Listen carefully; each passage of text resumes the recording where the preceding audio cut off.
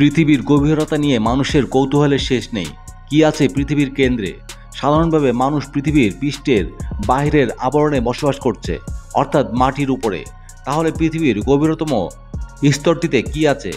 এই নিয়ে কয়েকশো বছর ধরেই গবেষণা চালাচ্ছেন বিজ্ঞানীরা। মানুষ কখনো পদানত করেছে পৃথিবীর সর্বোচ্চ পর্বতশৃঙ্গকে, কখনো ডুবেছে অতল সমুদ্রের তলদেশেও। মানুষের এই কৌতূহল মেটানোর অভিযানে আবিষ্কৃত হয়েছে কত শত রহস্য। এমনই এক রহস্য মারিয়ানা ট্রেঞ্চ। নামটির সঙ্গে জড়িয়ে আছে এক অসীম রহস্যময়তা। প্রিয় দর্শক, আজকের এই ভিডিওতে রহস্যময় মারিয়ানা ট্রেঞ্চ সম্পর্কে আলোচনা করছি। বিশ্বের সবথেকে গভীর খাতের গভীরতা কত জানেন? বলা যায় এই খাতের গভীরতা অনায়াসে গিলে নিতে পারে একটা গোটা হিমালয়কে। শুনতে অদ্ভুত হলেও কথাটা সত্যি। উত্তর পূর্ব থেকে দক্ষিণ পশ্চিমে ছড়ানো এই খাতের গভীরতা 11,033 মিটার, যার কাছে হিমালয়ের সর্বোচ্চ শৃঙ্গ মাউন্ট এভারেস্টও শিশু।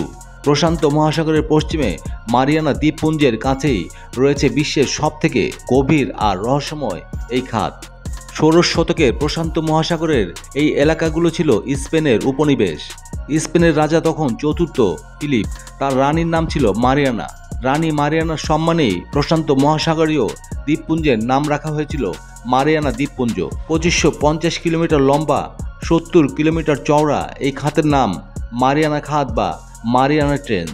মারিয়ানা খাত ঠিক কতটা গভীর তা মাপার তোড়জোড় চলে আসছে বহু বছর ধরে। চেষ্টাও কম হয়নি, কিন্তু 1960 সালের আগে সাফল্যের মুখ দেখেনি বিজ্ঞানীরা। এই গভীর আর রহস্যময় খাতের টানে বিভিন্ন সময়ে ছুটে গিয়েছেন বহু বিজ্ঞানী। 1960 সালের জানুয়ারি মাসে মারিয়ানার বুকে ইতিহাসের গভীরতম স্থানটিতে ডুব দেয় ফরাসি সাবমেরিন। যদিও 10,900 মিটারের নিচে নামতেই পারেনি অভিযাত্রীরা, তুলতে পারেনি ছবিও, কারণ এক আশ্চর্য রহস্যময় মেঘ ঘিরেছিল তাদের যাত্রাপথ। ভাবছেন সমুদ্রের নিচে মেঘ গেল কোথা থেকে? বস্তুত এ এক অদ্ভুত রহস্য, যার উত্তর মেলেনি আজও। রহস্যের এখানেই শেষ নয়। বিজ্ঞানীরা মনে করেন এই মারিয়ানা দ্বীপপুঞ্জ আসলে ডুবো আগ্নেয়গিরির মাথা। প্রাকৃতিক নানা বিপর্যয়ের সমুদ্রের একদম নিচের অংশে শত শত বছর ধরে আগ্নেয়গিরির যে অগ্নুৎপাত ঘটেছে তা থেকেই তৈরি হয়েছে মারিয়ানা প্লেট। কোনো এককালে প্রকৃতির খেয়ালে প্রশান্ত মহাসাগরীয় প্লেটের সঙ্গে ফিলিপিন প্লেটের সংঘর্ষ ঘটে, যার ফলে বিশালাকৃতি প্রশান্ত মহাসাগরীয় প্লেট চলে আসে ফিলিপিন প্লেটের নিচে। আর তার ফলেই প্রশান্ত মহাসাগরের জলের তলায় জন্ম নেয় এক গভীর ট্রেঞ্চ। মারিয়ানার দ্বীপগুলো দাঁড়িয়ে আছে এইসব প্লেটেরই উপরে। মারিয়ানার ট্রেঞ্চের সবচেয়ে গভীর অংশটার নাম চ্যালেঞ্জার দ্বীপ। গুয়াম দ্বীপের 340 কিলোমিটার দূরে ইংরেজি ভি অক্ষরের মতো দেখতে এই অংশটাই নাকি পৃথিবীর গভীরতম বিন্দু, যার গভীরতা 11,000 মিটারেরও বেশি। চ্যালেঞ্জার 2 নামে একটা জাহাজের নামকরণেই নাকি প্রথম হদিস পান ট্রেঞ্চের এই অংশটার। হিসেব করে দেখা গেছে সমুদ্রের নিচে 1000 মিটার তলদেশ পর্যন্ত সূর্যের আলো পৌঁছাতে পারে।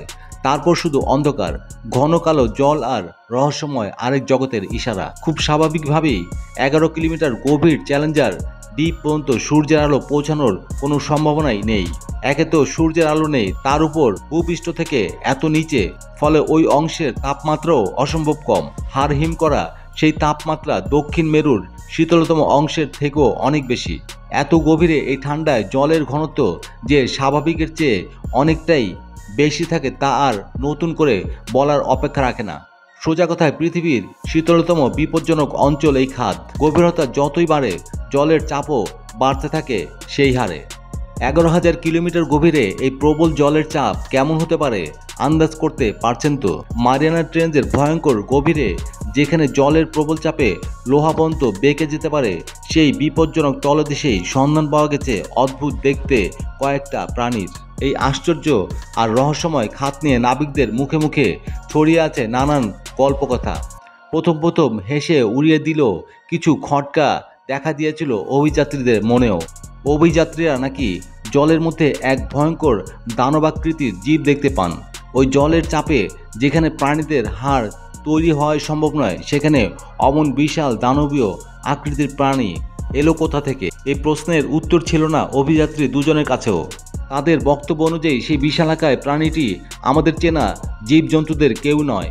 প্রাণীটি নাকি কিছুক্ষণ সাবমেরিনের দিকে তাকিয়ে তারপর হঠাৎ একেবারে অদৃশ্য হয়ে যায়।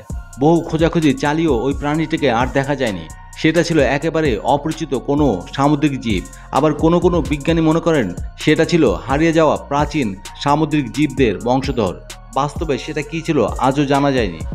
এই ঘটনার ঠিক 25 বছর পর আমেরিকার কিছু বিজ্ঞানী মারিয়ানা ট্রেঞ্চ নিয়ে নতুন করে রিসার্চ শুরু করেন।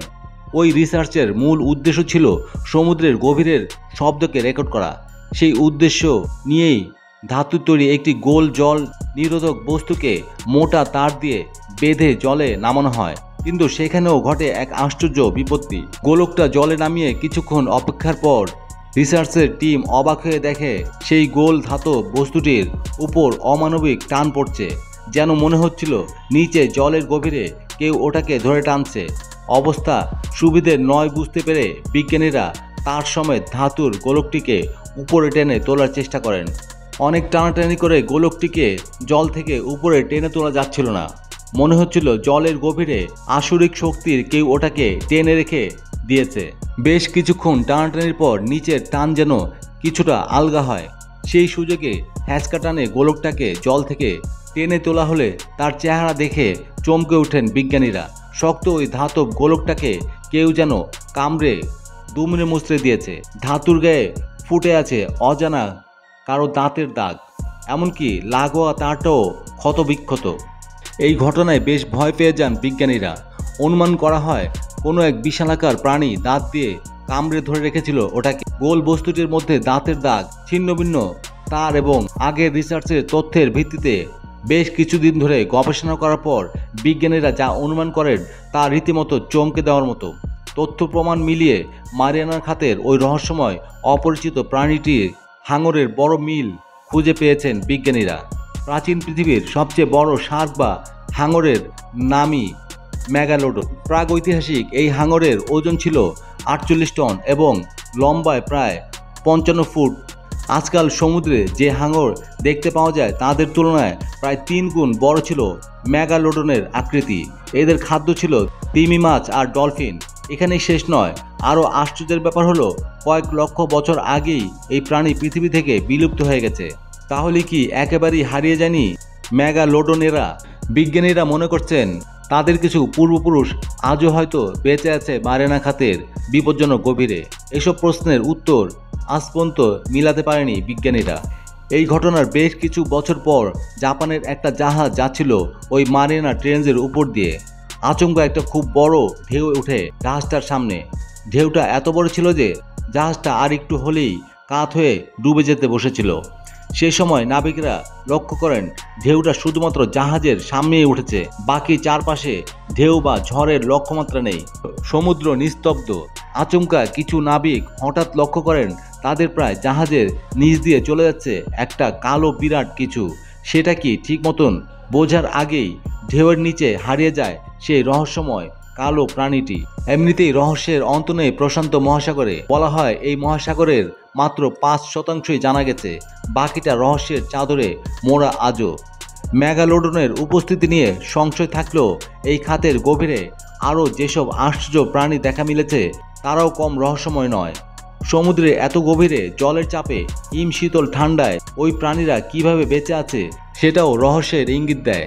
আমাদের চেনা জগতের বাইরে অজানা আরেক জগৎ যেন বেঁচে আছে এই মারিয়ানা খাতের বুকে। বিজ্ঞানীরা আজও কুল কিনারা পায়নি এই খাতের।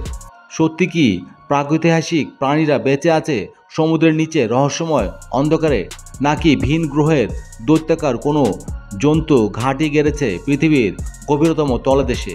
সে রহস্য যেন চাপা পড়ে আছে অন্ধকারে প্রশান্ত মহাসাগরের লোনা জলের গভীরে।